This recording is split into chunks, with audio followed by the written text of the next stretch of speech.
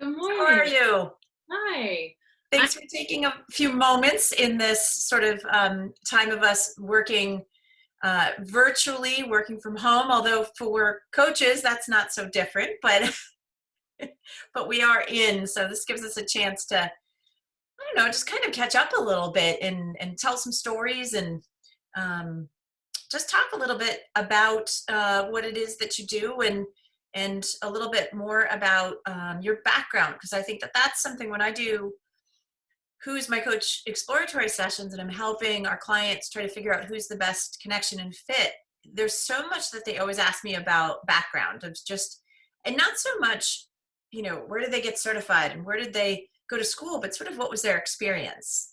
Because I think so much about coaching is about finding the right partner who has a pretty high get it factor, and can really sort of, understand the where that client's coming from. So I will tee this up and say, Alex, will you share just a little bit about sort of your background? Because it's a little, okay, it's not a little, it's unconventional in terms of, um, especially starting in high school, sort of where life took you and some of the choices that you made. Do you mind sharing a little bit?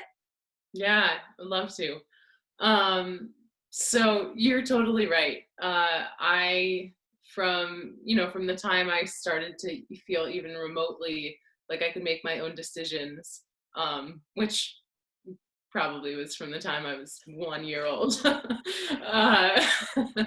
I have always done things a little bit differently than I feel like my peer group has.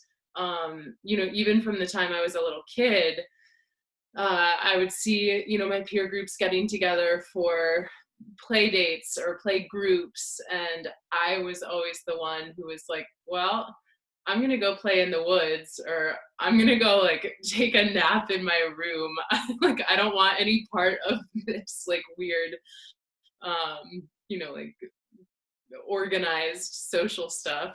And so I think my independence and kind of Mm. desire to do stuff differently, or even just like natural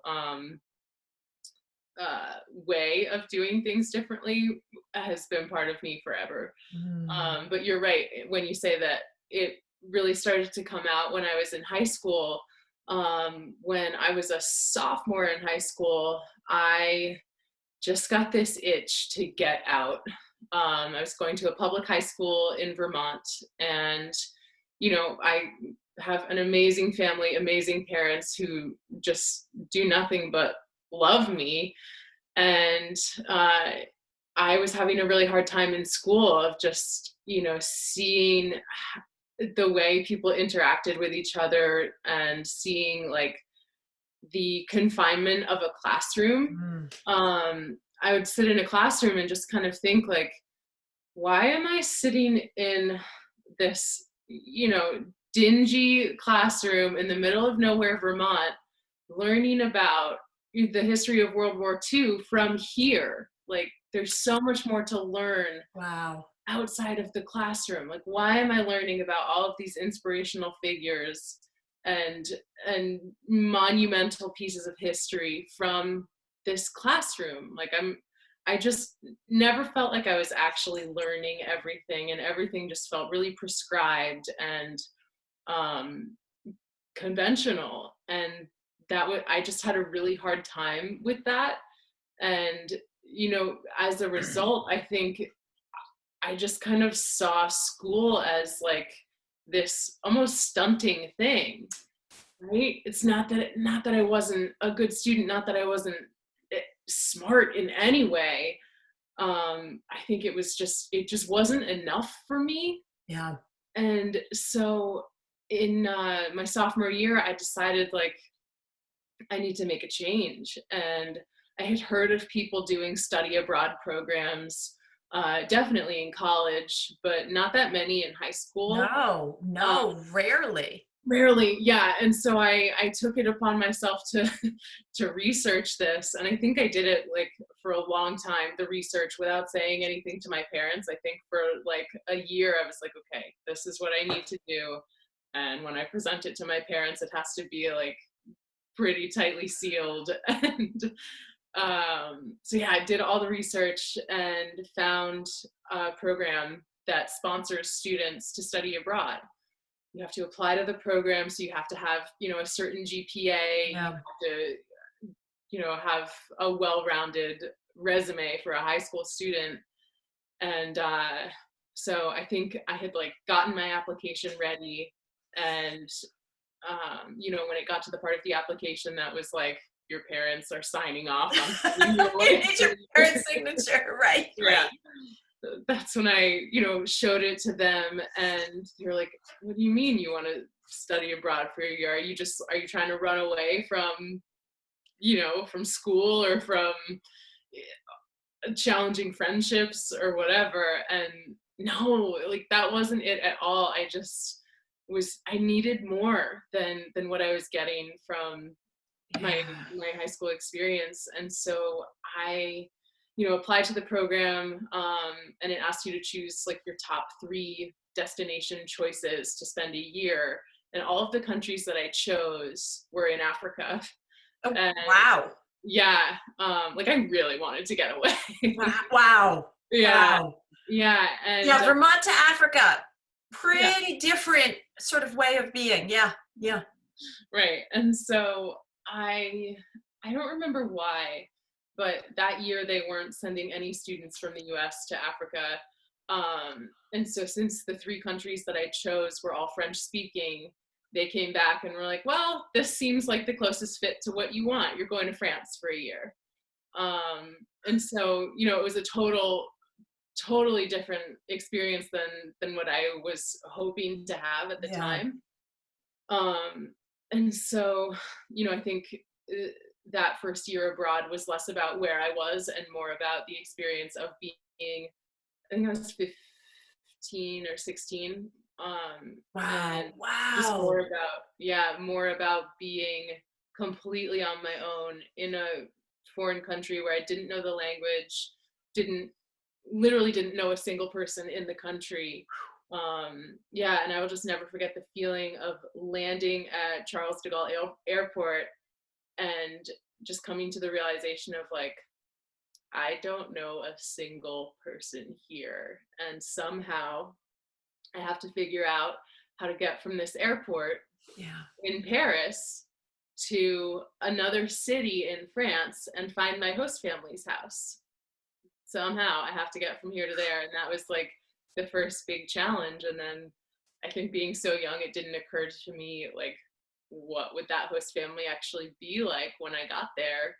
And it was unique. I had 3 different host families throughout the course of the year. So they broke up the year into thirds, so that, the exchange students have 3 very different experiences. And I'll move on from this eventually, I promise. But it turns out that the first family that I stayed with,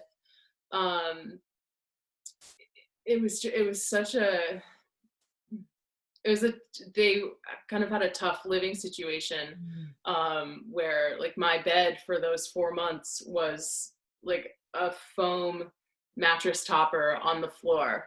And and just a really different experience than what I was expecting to step into. I didn't know a lot about the host family before I got there. And so it, that in itself was a really challenging way to be introduced into the culture. And, I went to a French speaking high school, so like had to learn how to do all my coursework in a different language. And somehow walked away from the experience with a French baccalaureate, which is the equivalent of a high school diploma, more or less, in the US. Yeah. And way to add a little extra flair to high school, which can already be really challenging. Oh my gosh, Alex, I never heard that story. Yeah. Wow. Yeah. I mean, I could tell so many stories about that year, but after that first year, I came back to the US for a little bit and then applied to language schools in Paris. And I hadn't been in Paris, I'd been in another city. And just I had fallen in love with the language. And, about halfway through that first year, I would tell people that I was American and that I had only been there for 6 months, and they wouldn't believe me. They'd be like, no, you're French. Like, you don't have an accent. You speak just like the rest of us. Like, there's no way. And I would have to like pull out my US passport or my like learner's permit. I think at the time I only had a learner's permit. Yeah. And would have to like prove to them that I wasn't French. And so I learned that I'm really good at language, that, writing, speaking anyway are things that I really enjoy doing. But when you add doing it in a different language, that is where I feel like the most alive intellectually is language. And so I applied to a language school in Paris and ended up going back the next year and spent the rest of my high school career living on my own. I shared an apartment with a girl from Mexico. And yeah, I just took these intensive language courses for the year. And while I was there, I was applying to universities, to start my college career, and was just thinking to myself, like, I don't know how I'm going to go back to the US, but my parents were pretty determined to have me go to school in the United States, just because the difference in education is a big one. And, I was looking at like, well, there are American schools abroad, like maybe that's an option. But for whatever reason, that didn't work out. And I ended up going to UVM. And that's University of Vermont? University of Vermont, yeah. Thanks. Yeah. And, I was already a year older than the people that I was going into my freshman year with. Right. Because I took a gap year in between the end of high school and the start of college, and got to the University of Vermont freshman year and was just like, I don't relate to any of these people. This is so, like, I've been doing things my own way with like no parents telling me what to do for the last 2 years, like nobody telling me like it's time for breakfast, time for lunch, time for dinner. I was like really dictating everything for myself from such a young age, that then going to freshman year of college with a bunch of people who had never been away from home before was really challenging. And when classes started after we moved into the dorms, I found myself in the same situation of like, why am I back confined by this classroom learning about these huge things when I could be learning about these huge things out there, like in the world. And that I think has always, again, just always been something that I was going to say something that I've struggled with, but I think it's actually something that I've been gifted with, is just this unconventional and non-traditional way of doing things. And so I went to UVM for a couple of years, and then it's like, I'm not learning the way that I need to be learning. I am not becoming who I need to become in these classrooms. And I talked to my parents, and they're like, well, what about the study abroad programs with college? And even that, it wouldn't have been enough for me, because college study abroad is still your American. You're still in the box, right? Still in the box. Yeah. And so I left, and my parents were like, we support you either way, whatever you want to do, that's fine. But if you leave college, you've got to figure out what you're on your own, huh? You're on your own, yeah. And so I did. I was fortunate to make it work. I nannied for a while. I worked in some restaurants for a while, and I've always loved to read, and so the whole time I've been continuing education, but on my terms, and learning about the world and how I can contribute and fit into the world in my unique way. And I think a lot of that, Amy, is what has led me to to become a coach without even realizing it is just like, there's so many problems that people have to solve in their lives, and a lot of them seem so much bigger than they actually are, because we don't realize that like we have what it takes to solve the problems that we perceive. And I've been solving my own problems for so long, again, especially from going to France when I was 15, and like having to fend for myself from Yeah. then on. Yeah. And, again, when I decided to leave university, and it's like, okay, like I've got to make it work for myself. And you did. Yeah, And you I did. hustled, right? Yeah. Yeah. And, I have never once felt stunted by having chosen the path that I have chosen.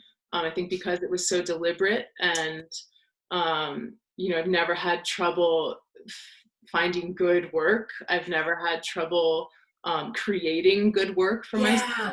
And it's been more of that. It's been like, I know what I want to be doing. And so I'm going to make it happen for myself. You know And what's coming up for me, Alex, is that it's interesting that in no way am I hearing anything about how, and when I use the word ego, I don't mean sort of feeling big or whatever people perceive ego as, but sort of this idea of sometimes our ego, which is actually in a sense sort of our little amygdala that keeps us from jumping out into the middle of the street when a bus is coming down the road, keeps us safe, is that I hear you consistently in this story, which is so amazing, is like not letting fear be the thing that keeps you from being able to move forward. In fact, leaning into the fear to say, it could be scary to be a 15-year-old and get out of the airport at Charles de Gaulle and be like, how, without knowing the language, am I going to figure out where my host family is?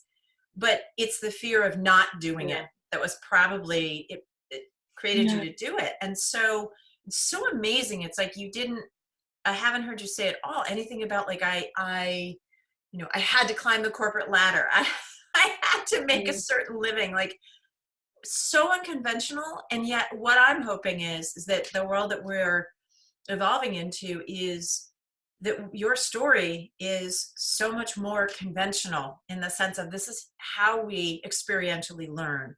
This is how we move forward. We put our egos aside of like having to have a title or having to have a direct path. And getting in. It's just really neat. And I'm having my own light bulb moment myself, but it's really neat to hear.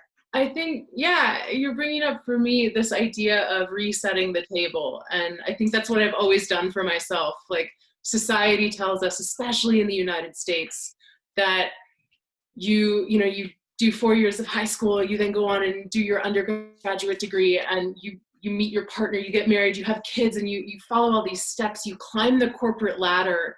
And for me, that just feels so like it's extinguishing who I am. And so, it's never been for me about like having to check all the boxes that the world tells us we have to check. It's more like what feels right for me and what is going to make me feel like I am, contributing to who I want to be, and also contributing to the world in whatever way I can. Let me ask a quick question before we wrap up. How does that show up in your coaching? When you think about your background, you think about all that experience, and there's an enormous part of your experience in terms of working with businesses and helping startups grow that we didn't even get to. But I'm curious for you, just how that experience of, okay, here's the box, here's outside of the box, and everyone's going to tell me not to go outside of the box, and yet I can't be in the box.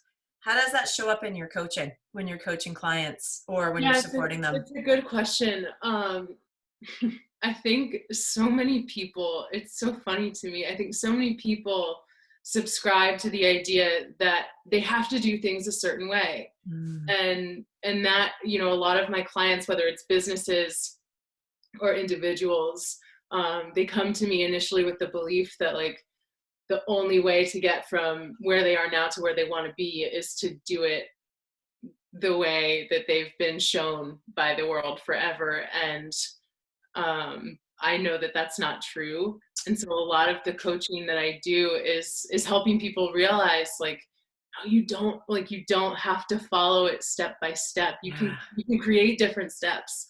And so I think that's the biggest way, is just when I first meet with people, like, they truly believe they have to do things by the book and by what they've been told their whole lives. And it's so fun to watch people come to the realization that they don't have to do it that way, and that there are so many other ways of accomplishing what they want to accomplish. And you know, a lot of it is belief in self, but a lot of it too is you know, an earlier conversation that you and I had is taking the leap. And then kind of when you land, finding your bearings and finding your way. And I feel like that was an unintentional way of bringing this conversation full circle of, isn't that crazy? Yeah. Landing in a new place, you know, metaphorically or literally, and establishing yourself in that new place. Yeah. And just that it is something that we've talked about before, of that leap, is what you showed me throughout these entire stories, is that idea that you take the leap and you micro adjust when you land. And, you know, I mean, again, I'm going to go back to that story of the airport. I know what I was like at 15, and I can't even imagine. I wouldn't have been able to get out of the airport, much less hail a taxi, and then off we go. It just is, it's such a gift. And I think that perspective is so important for the clients that you work with. And then also, in a sense, some of the organizations that you've worked for, where your ideation and your ability to maximize a situation and help them think, okay, so here's where we are. Like, you know, the thing of, here I am in a high school in Vermont, in the smaller town, and I'm reading about World War II, but I need to be where it was to really, like, and what can that look like? And you took yourself from this small student thing to being a student of the world. And I think that that's so powerful of perspective to be able to help people. And I think often when we're stuck, and as a business owner myself, and sometimes you're, you know, down here kind of feeling small, is that you don't realize what's up and out. And it sounds like the awareness that you create of, it's not just down here, but it's this bigger picture that's possible, and maybe not as scary as we think it is. Yeah. It can be so powerful. Yeah. And I think, you know, as just a last addition to what we're talking about, I think, you know, so much of where we land in life is a matter of circumstance, and the circumstances that were predetermined for us when we came into the world.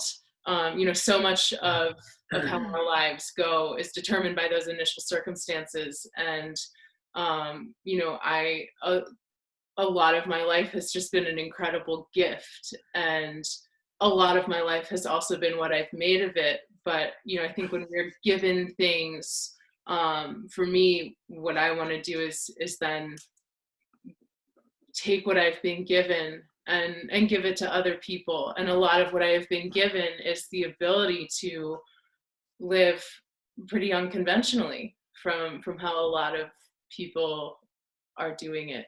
And I think a lot of people don't realize that it's possible to do things differently. And so right now, I feel like my work is to help people do things in a way that is unique and fueling to them. Yeah, and to wrap that up is to celebrate the gift of the circumstance that they're in. Yeah, exactly. So beautiful. Such a great. Sometimes the circumstance doesn't come with a giant red bow on the top of it.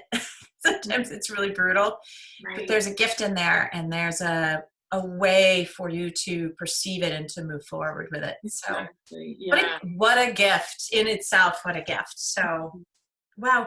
Alex, thank you so much. I knew some stories, but I didn't know all in depth. I'm so grateful that you shared what you shared. And I have no doubt that we will see and hear more from you when we do continue our recordings. But I hope that this was fun for you to share a little bit more about your experience and be able to reflect as well. It was. Thank you so much, Amy. It's been great to talk with you. Thanks, Alex. Yeah, I'll talk to you soon.